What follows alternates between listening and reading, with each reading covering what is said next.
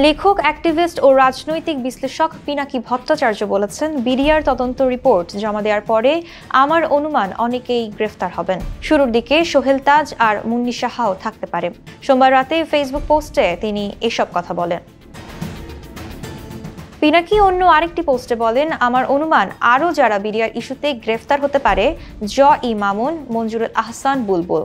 এর আগে বিডিআর বিদ্রোহের নামে 16 বছর আগে পিলখানায় সংঘটিত বর্বরতম অভিযোগের বিষয়ে তদন্তের জন্য গঠিত জাতীয় স্বাধীন তদন্ত কমিশন রবিবার প্রধান উপদেষ্টা অধ্যাপক মোহাম্মদ ইউনূসের কাছে তাদের প্রতিবেদন জমা দেয়। স্বাধীন তদন্ত কমিশনের প্রতিবেদনে উঠে এসেছে পিলখানার রক্ত ঘটনার নৈপথ্যের চাঞ্চল্যকর সব তথ্য। প্রতিবেদনে উল্লেখ করা হয়, 2009 সালের বিডিআর যোগ্য কোনো আকস্মিক বিদ্রোহ ছিল না, ছিল সুপরিকল্পিত, সংগঠিত ও বহুস্তরীয় ষড়যন্ত্র।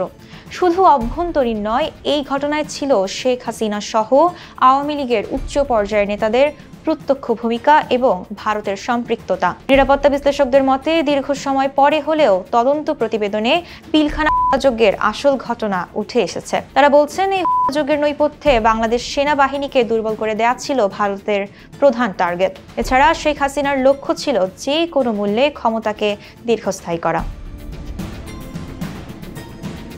পিলখানায় বিডিআর বিদ্রোহে 57 সেনা কর্মকর্তা সহ 74 জন হন।